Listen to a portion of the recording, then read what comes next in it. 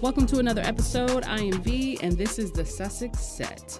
Now, I wanted to start this episode off by shining a light on the Mayhew. You may know the Mayhew as one of Meghan's 4 patronages, along with the ACU, the National Theater, as well as SmartWorks, which I did last week. If you haven't checked that out, please go to particularly the YouTube video to see some of the other content that I put in there with there. But that's definitely one of my favorite charities so far that she's involved with. But of course, this is a patronage of hers. And so I definitely want to highlight the Mayhew. Now, the Mayhew seeks to inform and change behaviors to improve animal welfare. They take a realistic view of the often difficult situations that people may face.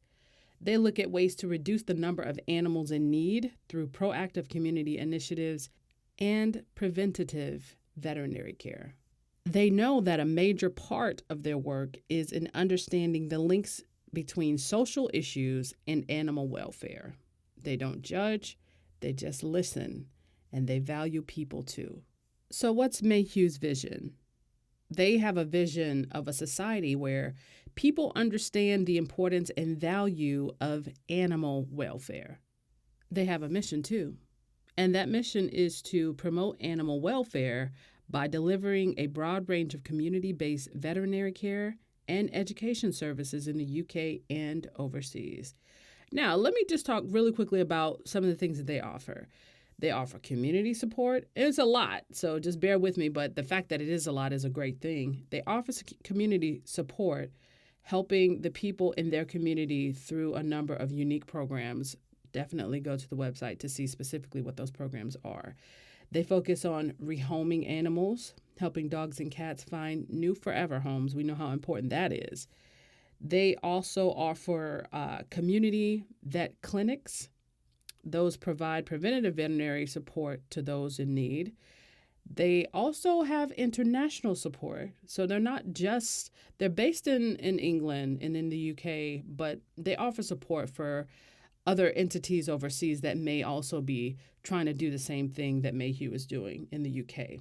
They help manage rabies and dog populations, as well as educating people overseas about the same thing that they do.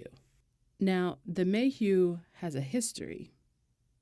Did you know that they are over 100 years old? I didn't know that until I started looking them up to do this segment, but that's pretty incredible. In 1856, they were founded as the home for starving and deserted cats. Shout out to people in 1886 who had the nerve to care about animal rights when it was not even popular to do so. You feel me? In 1904, they were renamed the Mayhew Animal Home in honor of their first superintendent, Anne Mayhew. Between the years of 1939 and 1945, that was World War II, by the way, they remained open throughout World War II, offering refuge to desperate homeless animals and their owners. Wow, that's incredible. In 1881, 12 Mayhew team members, they cared for more than 13,000 animals in a single year. In 1998, they expanded their veterinary services and employed vets on site. That's a big step in the right direction, or in the direction that they were ultimately going. Who am I to say whether it's right or wrong? Sounds right to me. In 2000, they developed the Animal Welfare Officer concept to work out in the local communities, providing support and advice to both the animal and the owner. That includes the London homeless. In 2001, Mayhew International, they started to work in Moscow. And they convinced authorities to stop their catch and kill policy for street dogs, with a move towards spaying and neutering animals instead. In 2005, Mayhew International, they started working with Hope and Animal Trust in Ranchi, India. I hope I pronounced that right. If I didn't, I'm sorry. Supporting an animal birth control program and temporary shelter for street dogs. In 2012, Therapause Initiative launches. That's one of their initiatives called Therapause. I like that. theropods. Their volunteers and their dogs visit care homes for the elderly. And then in 2017, their international team convinced the government to stop poisoning dogs in Kabul, Afghanistan. For well over 130 years, Mayhew has been helping animals in the community. But this year, we decided it was time for a change. Mayhew Animal Home has had that name for 130 years, and obviously when it started it was an animal home and a shelter. But over the last 20 years we've really moved on from that. Many of the programmes run by Mayhew are unique. The concept of the Animal Welfare Officer was started by Mayhew. Our work with the homeless has been happening for 17 years. Pet Refuge that helps care for pets of owners in crisis. The preventative services offered by our community veterinary clinic that offers neutering, microchipping and vaccination to any pet owner. All a lot more than a rehoming centre. So now the Mayhew is just Mayhew, allowing for an umbrella name to reflect the different elements of the work we do. We're trying to improve life for dogs and cats, but also people in the community, be it London, be it Brent, Hammersmith and Fulham, Greater London, Kabul, Tbilisi, wherever we are. We're helping those communities improve standards for the animals. I'd have a place tomorrow if I give my dog up. That's never going to happen. How can I give my dog up? That's never going to happen. It'd be like giving your daughter away or something. I couldn't do it. She gives so much and asks for so little, you know what I mean?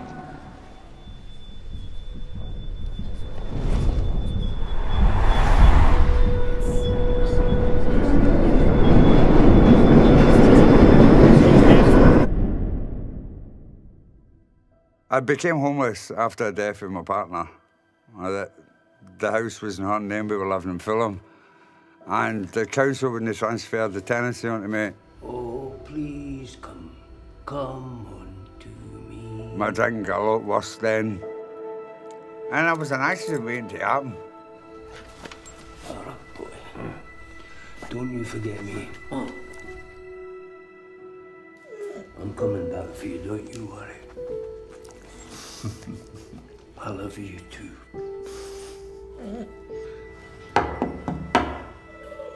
I found out about the Mayhew at first because they would come to the day centre. Because it was a rehab, they were prepared to look after my dogs. To get myself sorted out, I had to sort out somebody that I did trust with the dogs.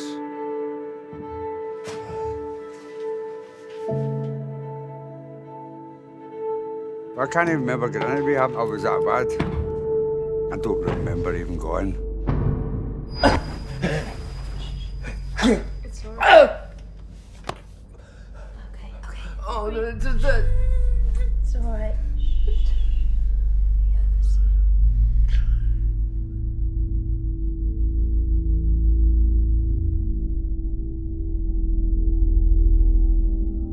I didn't realise at the time how my drink was affecting the dogs. I was missing my dogs more than I was missing the drink.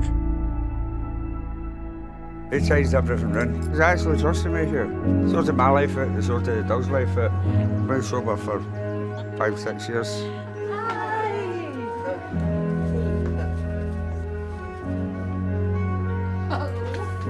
The dogs were so happy. The dogs were so happy. They helped me help the dogs. Things are different now. Anyway, I've got a great relationship with them.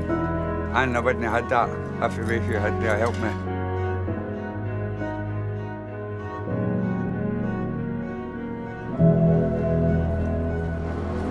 Oh, it helps my depression, you know what I mean? Yeah.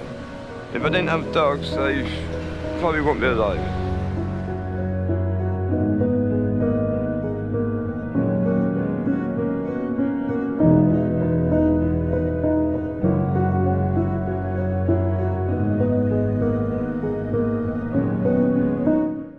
So as you can see, the Mayhew has been really on it for over 100 years. They've really been keeping to their mission and to their vision for how we can all help animals, dogs and cats, particularly a little bit better, both preventative ways and in terms of making sure that there's access for the care that a lot of these animals need or will need eventually, and supporting the community, making it a community effort by supporting the homeless people who oftentimes have dogs as their companions. So I absolutely love that. If you look at the YouTube video, I've inserted a video from the Mayhew's YouTube page directly from them. So definitely make sure you check that out. I won't include it in the podcast version, but if you want to get involved with the Mayhew to either volunteer, again, they have options to where people can do challenges, and they give you a little bit more information about what they do or how people there can get involved. Or if you want to donate, please go to themayhew.org, themayhew.org, and just see how you can get involved. They have a lot of different options. Some people can't donate. If you would like to donate, just go to themayhew.org/donate and just follow the links. Any and every contribution would help, I'm sure. So go to themayhew.org just to see how you can get involved. This will really be a short episode, but I hope we accomplish something significant here. I'm going to try to keep it short anyway. But just to get into the goings on, shout out to Harry for holding it down. I really appreciate the way that he just truly just continues to put himself out there and just to do the most that he can. What these people truly need to do is to jump off Harry's ball sack and let my bro do his job. That's it. Like, this man lives with urgency. It's evident. His wife lives with urgency. It's evident. But Harry, given that he didn't have a baby, you feel me? It's cool if the guy doesn't want to sit at home and wants to continue on his work. It's not like sitting at home would be a bad thing, by the way. But the guy got work to do. Tintabale, I know y'all know that, but I'm just saying, like, it's sometimes just baffling how idiotic, I hope that's not too harsh, but how idiotic people actually view what Harry's doing and then judge it. But I'll come back to that. But since the last episode, Harry has definitely been keeping busy, and I just say good for him.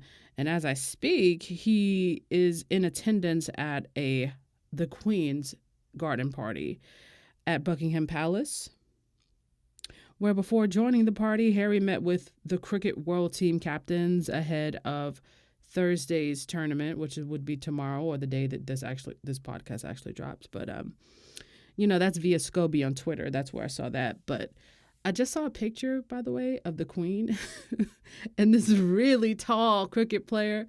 Like, isn't the Queen just so cute? I don't really know how short he is. I know the men in the Windsor family tend to be tall, but not that tall. Like, that guy was as tall as Dikembe Mutombo, you feel me? But she was just like looking up at him like a little kid, and I just thought that was the sweetest thing. So the cricket tournament starts tomorrow, and of course, Harry seems to love his sport, so that was cool. What I love most about this particular engagement, though, is that, like, Daddy Sussex, he met with Mama Sussex's 4 patronages, or at least the representatives that were there. He met on her behalf, and I think that's more than just cute. It is cute, but it shows how tight-knit and how unified they are as a team. My opinion of that, no one's opinion of that actually matters, but it shows a lot, So that's what I kind of implore everybody to do, is pay attention to what they show. Because they're not going to say much. They're not going to be able to say much. But they just keep reinforcing who we know them to be. And I thought that was great. Her 4 patronages, again, are the Mayhew. Just talked about them, the National Theatre, SmartWorks, and the ACU. So good for Harry. Prince Harry also met with representatives of the African Parks organizations, as well as mental health consultants, or I think it's consultant from the Invictus Games. Not sure if I talked about this a whole lot, but this month on their Instagram, they followed 16 accounts that were dedicated to mental health. We know they did the Shout Initiative. We know they talked about it in their post, the May 1st post, saying that they wanted to highlight different causes. This is Mental Health Awareness Month, by the way.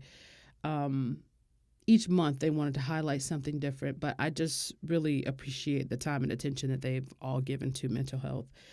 It's so important, and I think it's much more important, or it becomes increasingly important, to not stigmatize it, to not hide it.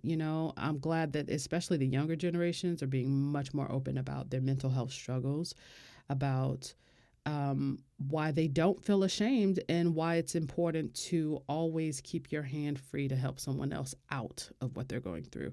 That's a little bit of a tangent, but clearly mental health matters to Harry, and it has from a very, very young age. It's good to know that he's prioritized his. So fantastic. What I love about them is that over and over, though, they show people on the other side of their relationships that they are always there. You ever notice that about them?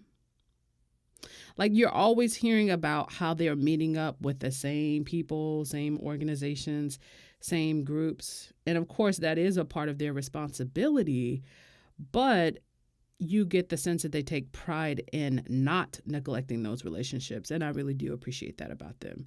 So, they're not team hit it and quit it, which is something that people love about them. And, as I get older, the more I've realized that being successful and seeing major things through requires one to maintain healthy relationships over long periods of time. It's almost like it's a skill. And of course, everybody wants to have a relationship with Harry and Meghan, but at the same time, they could, do charity events and drop their charities, or not necessarily see them until the next year. But you get the sense that they don't play with it like that.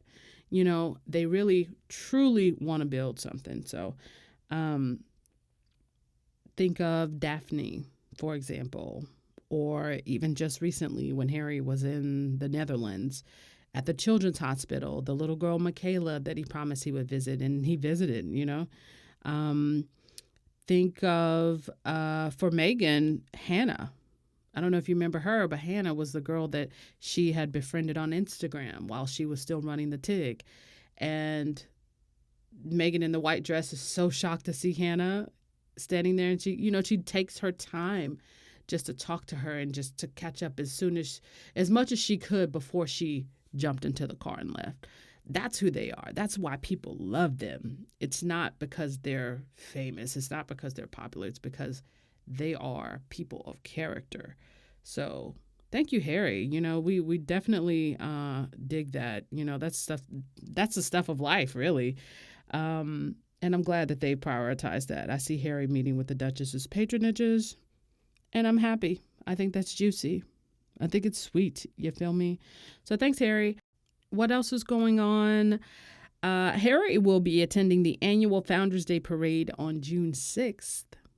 And that is a Thursday, next Thursday.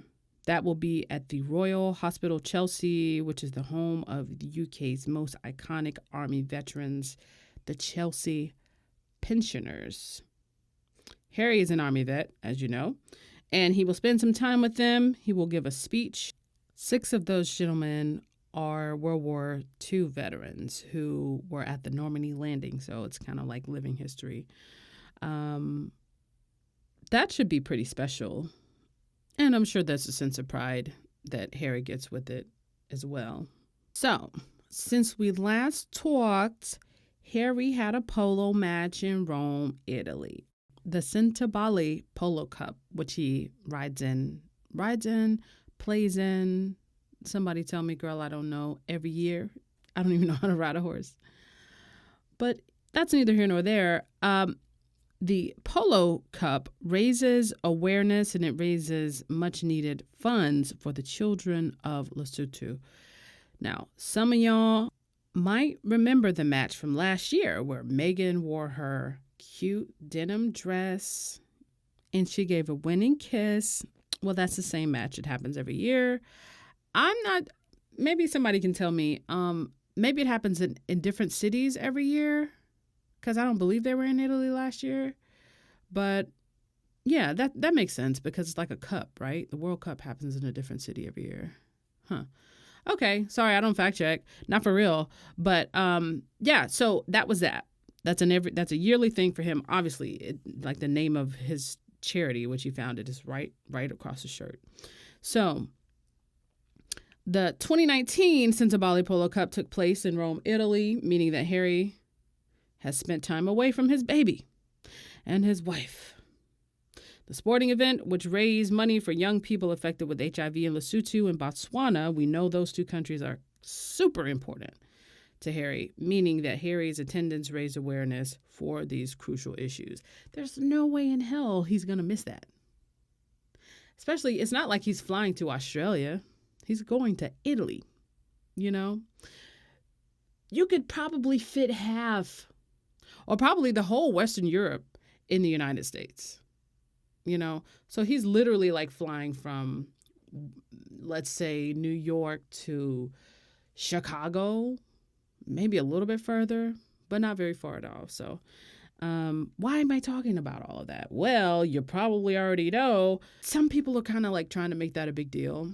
And we saw it a little bit when he went to The Hague to promote the Invictus Games, which of course he's gonna promote because it's his games, because Archie was less than a week old, or maybe about a week old. No, he was less than. I think it was like he was born on the 6th and he went on the 9th.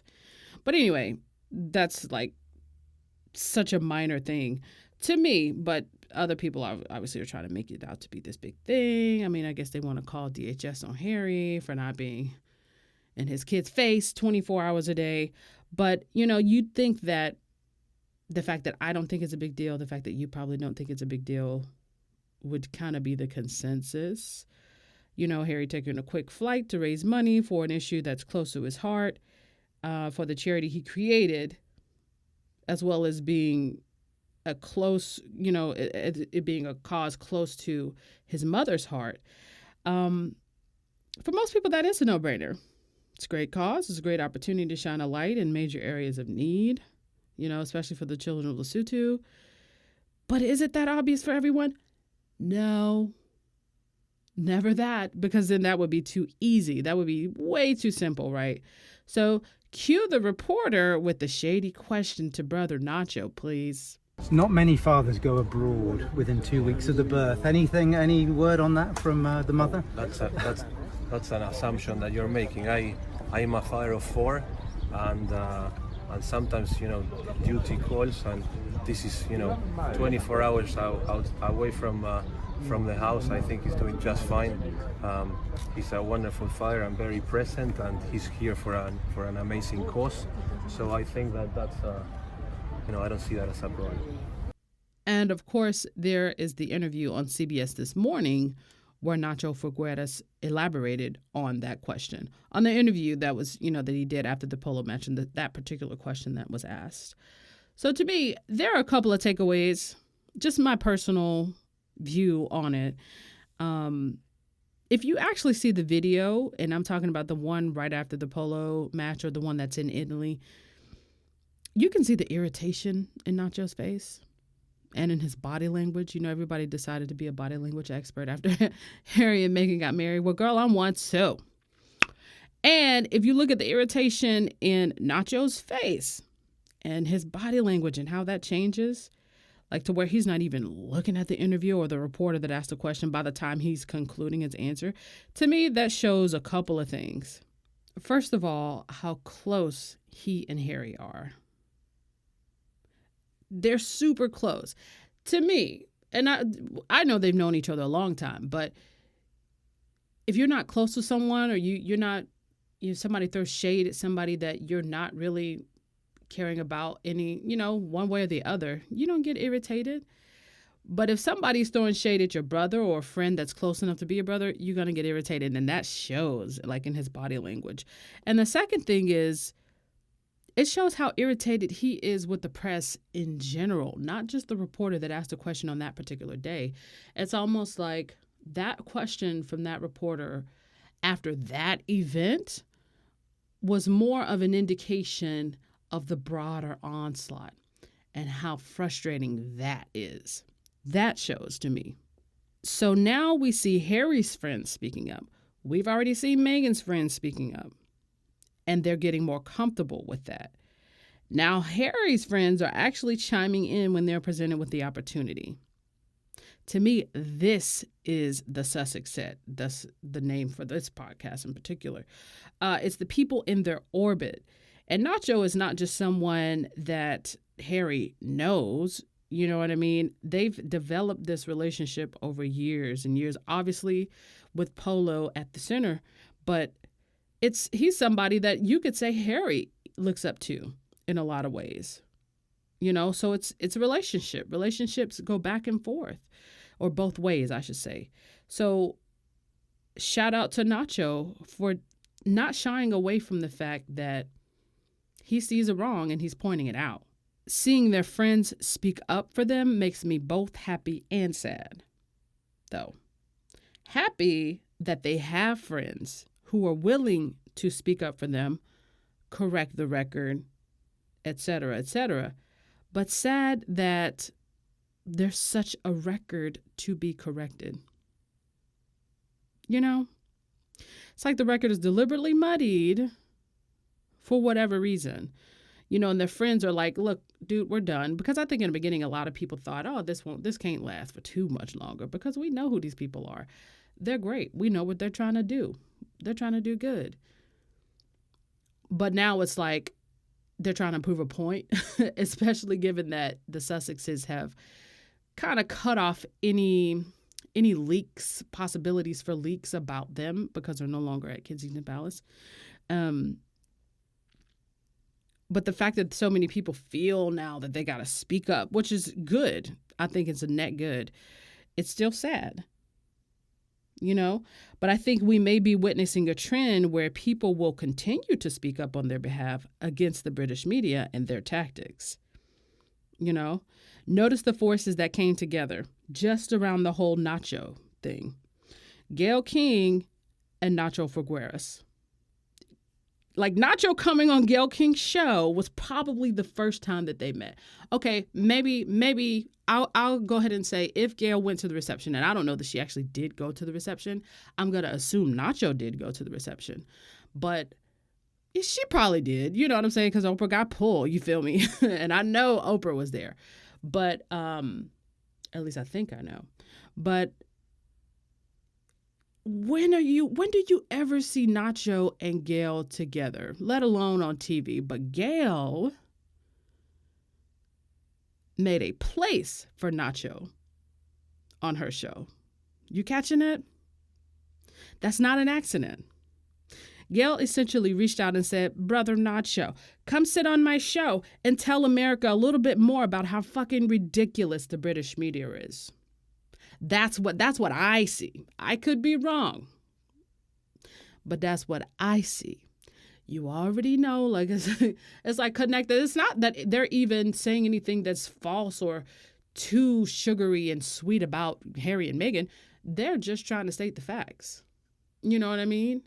So they're not trying to unnecessarily make them out to be better or nicer or greater than they are. They're just trying to prevent those that are trying to muddy them from getting away with it.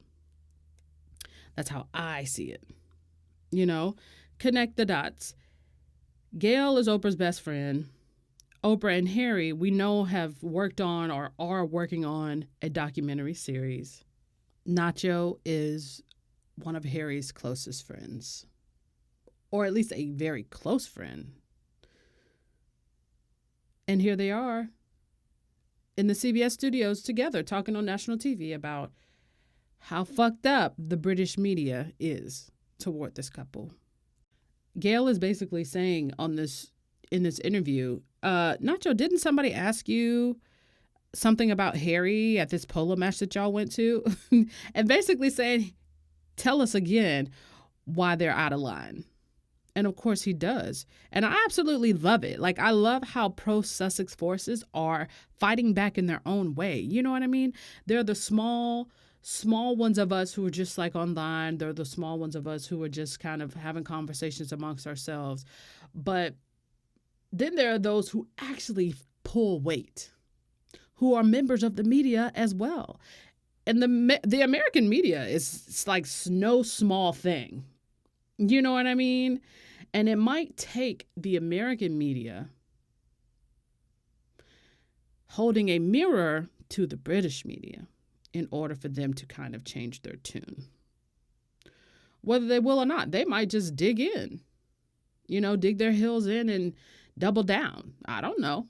But if I were a member of the British media covering Harry and Meghan for some reason, I would be embarrassed.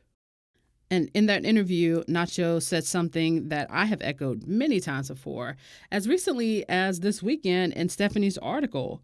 There must be voices to correct the record, voices like Nacho's, voices like Gail's, like this podcast, like the Sussex Squad podcast, like, My Duke and I and Meghanpedia. Because if there aren't voices out there to do just that, then a random person who doesn't know as much as we know about the Sussexes may come across a piece that's intentionally shady and will have nothing to go by but that. You know what I mean? That's really the main reason why I do this podcast. So as far as I'm concerned, we all have a responsibility to create the habits that correct the record at any given time about Meghan and Harry, if we can, even if you create your own platform. It's at least to give people the chance to get the correct narrative about them, because it is concerning that there's a deliberate misleading of people about Meghan and Harry. Most folks, I saw something today about someone and these royal watchers who have supposedly been watching for decades. Girl, y'all get off on trying to tell us that we're quote unquote newcomers, and yeah, we might be technically, but oh well, sis, it's the reason we don't care about them other folks. You already know where I was about to go with it. There's a reason we don't care about them other folks. You know what I mean? So no, you can't expect me to see myself as you see me because you think I ain't worthy to be in a conversation, or you think people like us, like the Sussex fans, aren't worthy to be in a conversation about the royal family as a whole. Yes, we are. And as a matter of fact, we bring a whole brand new perspective, one that you probably ain't even been privy to because you've been so far up the fucking first and second and third in line's ass. You understand? Or maybe not the third, because, George ain't do shit. But y'all, you know what I'm saying. You know what I mean? So, and I have noticed that since I became a Meghan Duchess of Sussex fan, I should say, because I've been a Meghan fan. But since I became a Sussex fan, there's been a lot of people trying to tell us that we don't belong, y'all. And they real mad that we actually have the audacity to not just say we belong, but to actually not just make an impact either, but to actually show that we ain't really going nowhere. So anyway, that's a little bit of a tangent, girl. But yes, I got a little bit miffed that somebody's trying to say, and who she is. I already tweeted about her. No shade to her, but truly, you don't have the right to tell folks that they need to care about the whole royal family when we already see that the whole royal family don't even care as much as we think they should outwardly about Harry and Meghan and protecting them. Meghan had her whole pregnancy to be bullied. And then she still got bullied after she gave birth to this baby. And you see people still throwing shade at Harry. So no, we have the right to like who we like. And we don't have to like everybody else. And I think most of us don't necessarily dislike them. We just don't give a damn about them. Not for real. Not for real, for real. No shade. When they show me why I should care about them, I'll consider it. But we ain't there yet. But to get back to defending Harry and Meghan, I just think it's a shame that people have to fight this hard just for the truth. But, I guess if anything is worth fighting for, it is the truth, But I just want to say thank you to Nacho for feeling like, he can speak freely Maybe if this were a year ago, right after they got married, and that type of question was asked, maybe he wouldn't have said anything. Maybe he would have felt like, oh, it's not my place. But I got the sense that he felt like, oh, I better say something now because y'all been doing this for much too long. It's already been a year. Y'all know y'all wrong. And he just couldn't hold it in. You got the sense that even though he was really nice and classy about it, the fact that he had to say anything at all. So thank you to him, because I know that took some amount of guts, Harry didn't ask him to do it, but he took it upon himself, And as someone said, I think Nacho is Harry's brother from another mother. And he deserves this kind of defense all the time from people in his family who have weight. But again, we've yet to see that, sadly, because, if anyone can and should speak up, it's his blood. His blood brother at that, given that they're like the same age group. Everybody is in their 30s. But we haven't seen that yet.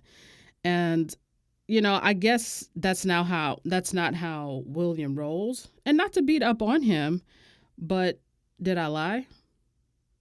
Clearly he doesn't roll like that.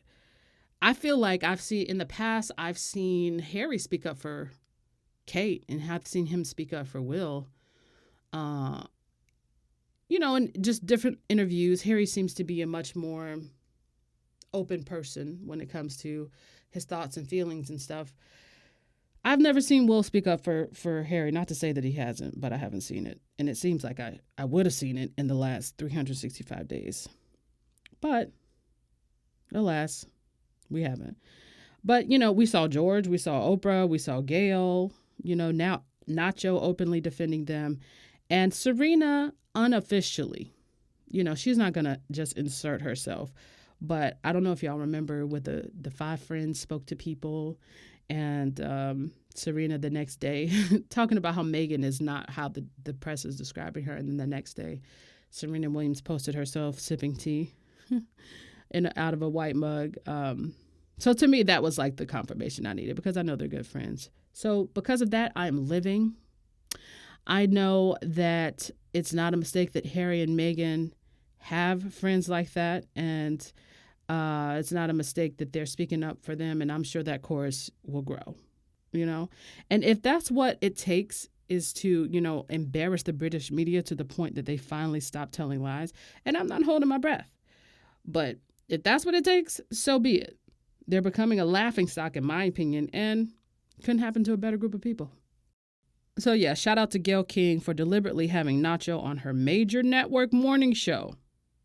And I can tell you right now, Americans do not champion polo as a sport the way they do in Europe, and I'm guessing Argentina because that's where Nacho is from. So to see that a particular polo player is on a major American TV show, TV channel, so soon, that was certainly deliberate. And so, honestly, it wasn't all that subtle either. So shout out to Gayle for throwing her weight around on that. Because she didn't have to, but she definitely did. Again, Meghan is on maternity leave, and while Trooping the Color is not a working engagement, it's not, it's an official engagement, it's not a working engagement. It's a personal engagement, i.e. it's for the Queen. And Meghan can attend. I still don't see her attending. Not so soon. Although if she does, I will be pleasantly surprised, girl. But that said, I hope she doesn't feel any pressure to actually, because it is a big event. I hope she doesn't feel the pressure to just show her face just because people are going to wonder whether she's there. Because, girl, we know you out there doing your thing up at Frogmore. You and Archie. So if she doesn't come, I'll be glad. I don't want another opportunity just for somebody to criticize her, try to pick her apart. I just want her to live her best life. And if her best life involves not going anywhere near damn London for Trooping the Color, then I can dig it. But like I said, either way, I'll be happy. Whatever she decides, she can do whatever she wants. And who can forget last year's Trooping the Color where fools made a big deal out of her off-the-shoulder look. Sis was looking amazing. Fresh off of her honeymoon. And I guess the haters were just mad about it, but I saw right then and it was about to be some shit too. But she looks stunning, as she always does. And here we are a year later, and sis still got mind control over these fools. She's so powerful. You know, she got other accounts even buying Instagram followers. Can you believe it? They said, sis, you ain't finna pass us. We holding on to our social media relevance for dear life. And we gonna keep this lead if it's the last thing we do. I wish I would hear somebody at KP saying that, but that's the impression that I'm getting anyway. But why do I personally believe that they are, the other account is buying followers? Well, and again, let me just emphasize in the beginning, this is not a big deal, but it is kind of embarrassing, weird to me. But why do I think they're buying followers? Because just last week, Sussex Royal was within 650,000 followers. 650,000 off the lead, if you will. Now, you might have seen me tweeting about it. They're now, as I speak, they're not even within 700,000. You know, so they're less than 1 million, but from April to now, it's been a steady shrinking of the margin, if you will.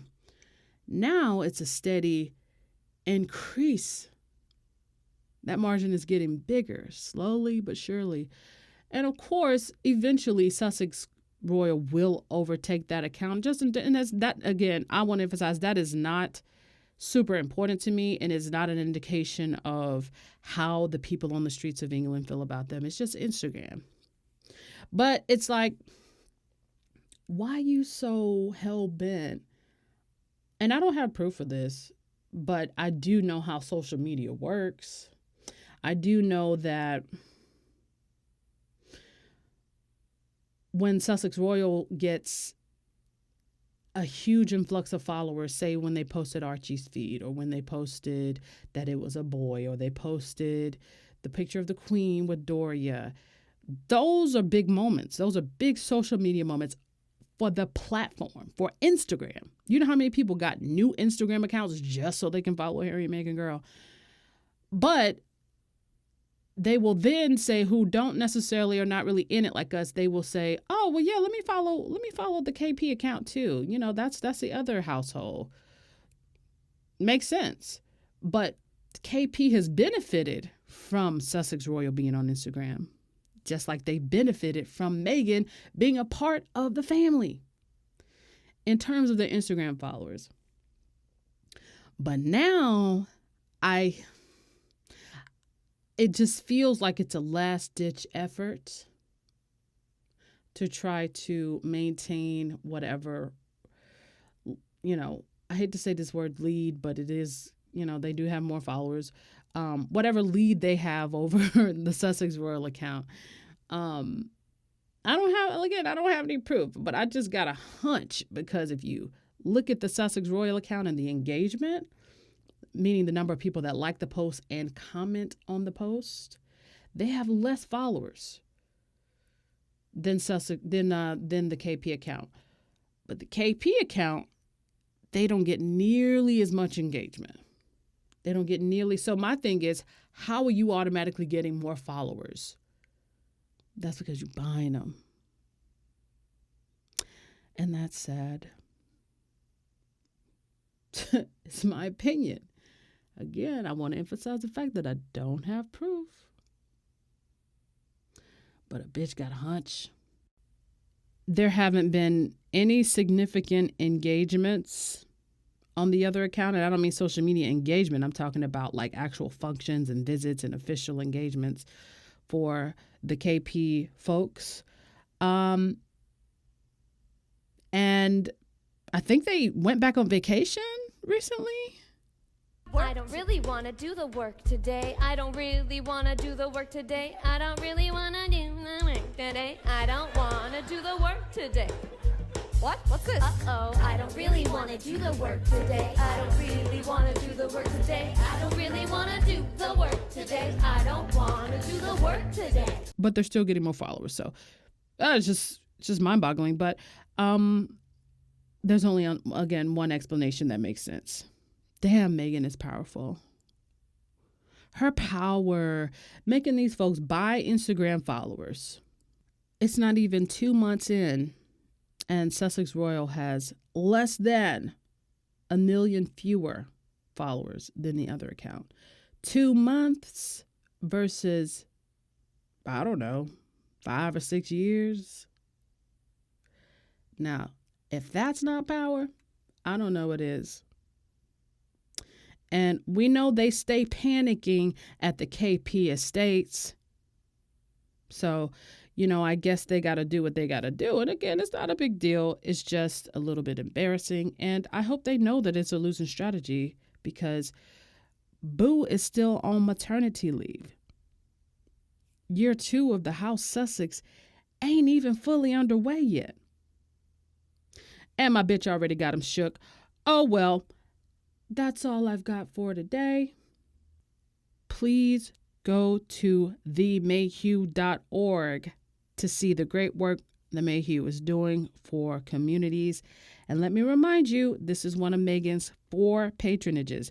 They are also a community resource for those who are homeless and have pets in need. If you're local, please see how you can get involved and make sure to go to mayhew.org/donate to contribute some much needed funds. We can all do that.